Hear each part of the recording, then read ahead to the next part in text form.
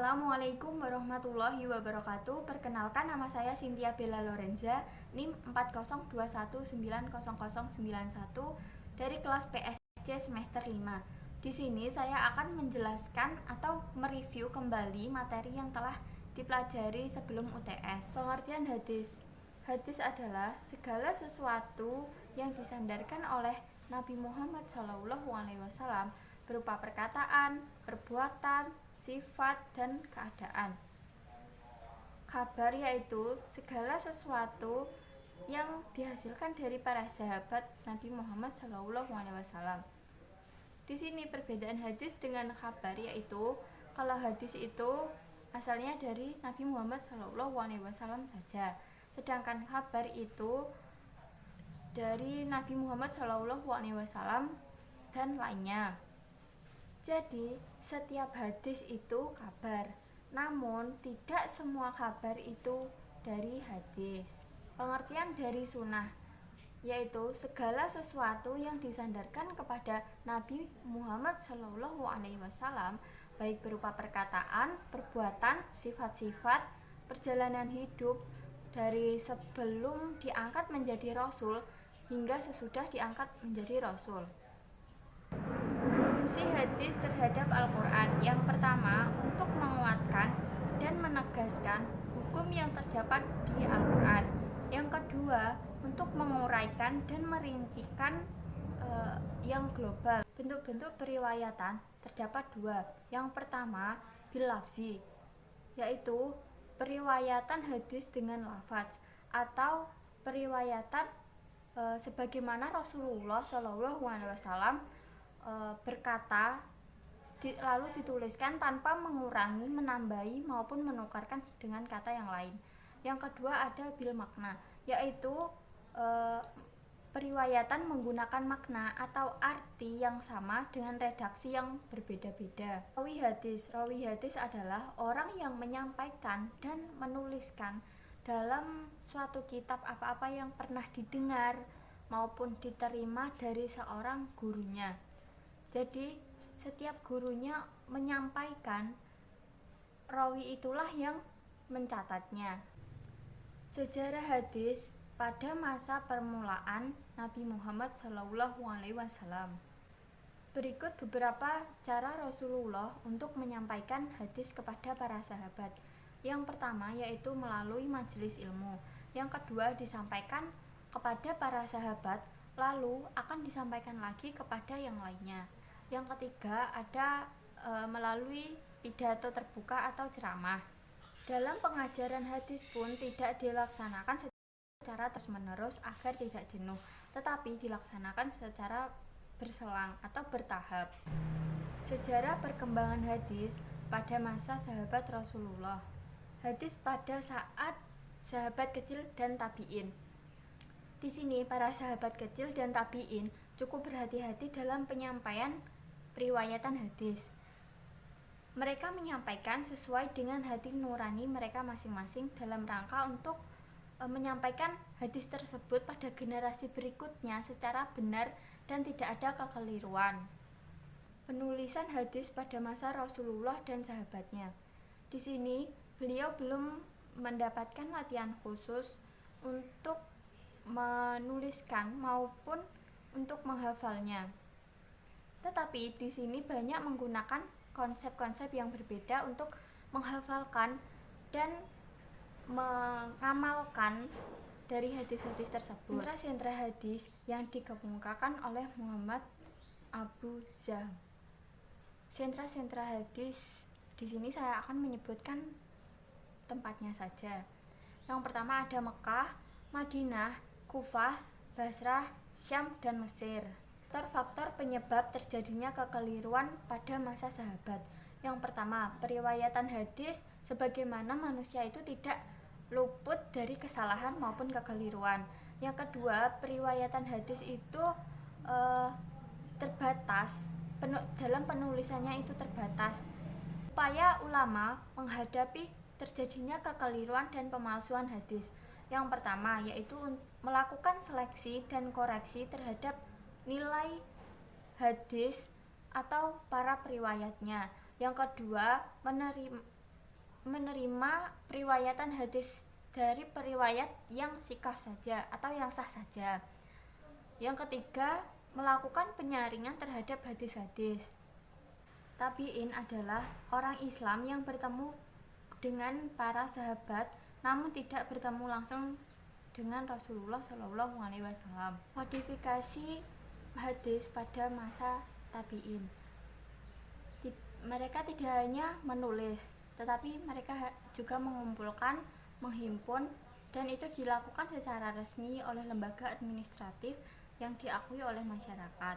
Kitab hadis yang sahih ada 9. Kitab Sahih Al-Bukhari.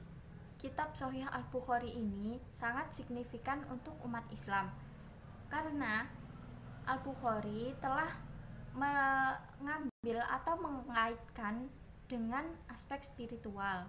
Kitab Sahih Muslim. Kitab Sahih Muslim ini diambil termotivasi dari Imam Muslim yang dipilih dan disisihkan dari hadis-hadis yang benar saja dan mereka mengambil yang berkualitas saja. Di sini hadisnya sudah campur dengan para sahabat. Kitab Sunan Abu Daud. Kitab Sunan Abu Daud ini berbeda dengan yang lainnya. Di sini disebut kitab Sunan yang berisikan seperti hukum-hukum toharoh, lalu sholat, zakat, haji, dan seterusnya. Kitab Jami Al-Tirmidzi. Kitab ini dinamakan Al-Jami karena kitabnya berisi semua jenis hadis dengan materi-materi yang berbeda, diantaranya yang menyangkut masalah syiar hukum internasional, adab, akidah, fitan, ahkam, tafsir, dan yang lainnya. Tetapi di sini juga disebut sebagai sunan atau kitab sunan. Kitab Sunan Al-Nasai. Kitab Sunan Al-Nasai ini kitab hadis yang disusun berdasarkan bab mulai dari toharoh, sholat, zakat, dan seterusnya. Sebagaimana penulis juga mengatakan bahwa kitab yang dituliskan oleh Al-Nasai ini juga banyak. Kitab Sunan Ibnu Majah. Kitab Sunan Ibnu Majah ini tidak menjelaskan kriteria dan standar yang digunakan sebagaimana kitab-kitab yang digunakan pada kitab sunan yang lainnya. Kitab ini diambil dari bab fikih dan berdasarkan materi-materinya. Kitab Studi Al-Darimi. Di sini kitabnya tidak terlalu populer dengan yang lain-lainnya. Jadi berbeda dengan yang lainnya. Yang lainnya itu banyak yang menggunakan dan banyak yang populer. Kitab Musnad Imam bin Hambali. Musnad adalah sebuah kitab yang menghimpun hadis-hadis yang disandarkan atau dinisbahkan pada setiap sahabat dalam satu bab. Di sini mereka menyampaikan materi berupa hadis, bukan lagi fikih. Kitab Al-Muwatta Imam Malik. Kitab ini dihimpun dari perkataan tabi'in dan fatwa sahabat. Kitab ini juga disebut sebagai kitab hadis dan kitab fikih. Pandangan penilaian para ulama. Adapun kritik dari ulama dari kitab Sahih Al-Bukhari yang ditunjukkan antara lain yang pertama tentang kritik sanad. Untuk jenis kritik ini yang menyoroti sanad dalam arti deretan rawi-rawi dan ada pula yang menyoroti pribadi-pribadi rawi. Yang kedua ada tentang matan. Dikatakan bahwa sering dijumpai hadis-hadis yang terpotong matanya dan hadis berulang dengan perbedaan sebagian lafaz matan. Adapun argumen yang mereka ajukan. Yang pertama dalam menghimpun hadis. Imam Muslim mengumpulkan hadis yang berbeda sanad dan matan di dalam satu tema tertentu sehingga membantu orang-orang yang hendak merujuk kepada hadis-hadis tersebut atau yang hendak mengistimbatkan hukum daripadanya. Yang kedua, Imam Muslim menyusun kitab Sahih di negerinya di hadapan sumber aslinya, yaitu ketika sebagian besar gurunya masih hidup. Kitab Abu Dawud. Kitab Abu Dawud ini juga dikritik oleh Ibnu Hajar Al-Asqalani, Imam Nawawi, dan Ibnu Taimiyah. Kritikan ini meliputi yang pertama tidak adanya penjelasan tentang tentang kualitas suatu hadis dan kualitas sanad. Yang kedua, lemahnya hadis atau adanya hadis yang dhaif menurut penilaian para ahli, tetapi tanpa penjelasan kedhaifannya oleh Abu Dawud. Yang ketiga, adanya kemiripan Abu Dawud dengan Imam Hambali dalam hal mentoleransi hadis yang oleh sementara di kalangan dinilai dhaif. Kitab Jami' al-Tirmidzi. Zadah memberikan komentar kepada kitab Jami' dengan menyatakan bahwa dalam kitab Jami' banyak disusun kaidah-kaidah ilmu hadis, dan sebaik-baiknya kitab Sahih juga banyak faedahnya yang dapat diambil. Kitab Sunan An-Nasa'i. Kitab Sunan An-Nasa'i ini sebenarnya lebih tinggi dari kitab Sunan Abu Dawud. Tetapi kitab Sunan An-Nasa'i ini menurut para ahli hadis, kitab ini masih menggunakan atau masih memuat hadis yang lemah atau dhaif. Kitab Sunan Ibnu Majah. Kitab ini banyak menjadi pertimbangan atau menjadi polemik yang cukup berbelit, dan pandangan ulama juga berbeda-beda dalam memberikan penilaian terhadap kualitas hadis tersebut. Kitab Sunan Al-Darimi.